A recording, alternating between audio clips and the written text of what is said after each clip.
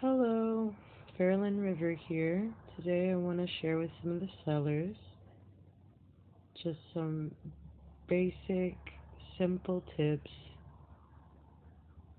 to use to prevent getting scammed. This is specifically oriented towards kick sellers. The first thing you want to do is always verify your buyers. You want to make sure that they're of legal age. You don't want to sell to a minor. You don't want to have a cam session with a minor. That's very bad.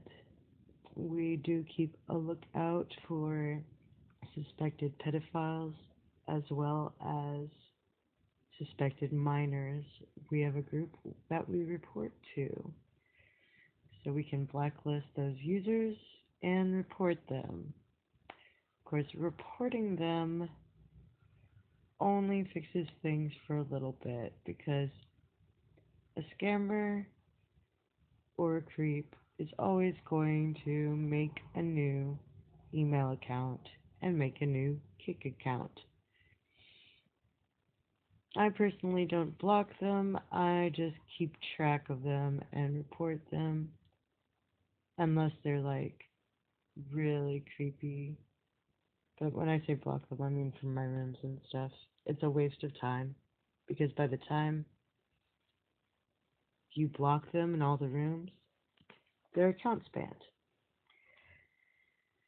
Um, Tip number two,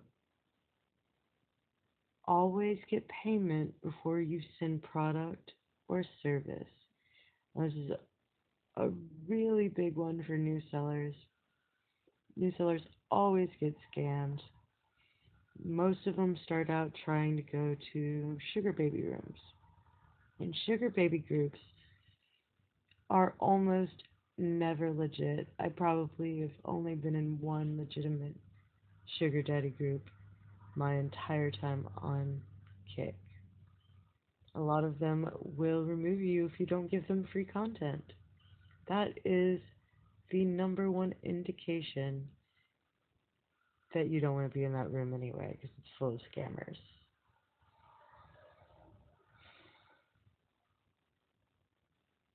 Tip number three,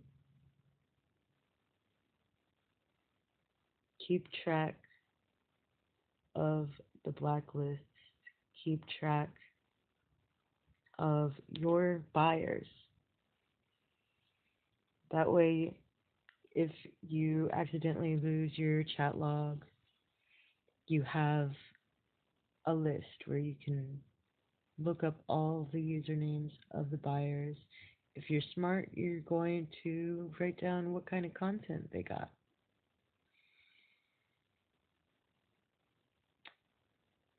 A lot of the sellers keep lists of scammers.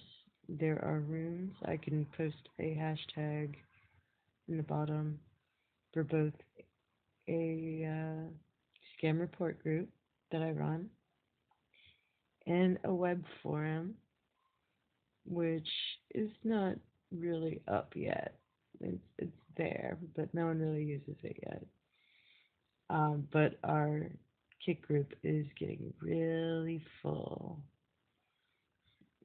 And so in the future, we're going to have updates posted, links to the current blacklist, scammer list, and other suspicious or dangerous people.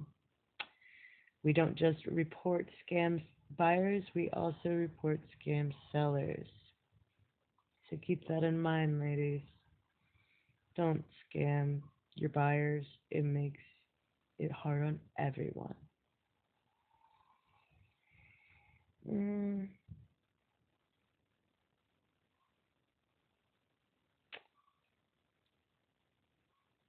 if your buyer asks you for your bank account info, scammer. If your buyer asks you to buy a pre-made gift card, scammer. There are a couple of payment apps that you have to be very careful about because the buyers can reverse transfer. With PayPal, you want them to send payment friend and family instead of services and products. That way, you don't eat the fee and they can't really refund it. They sent it to you as a friend or family. That's a gift. That's not even a transaction anymore. The reason why you want to do that is because if a buyer is just an asshole, or if you piss a buyer off, he can report you to PayPal for being a sex worker and they can freeze your account. Venmo is also run by PayPal, and Google Pay will also refund. Cash App can too, but if you piss your buyer off for some reason and he decides he wants to refund, you can block him and prevent that. And that's all for today. See you next time.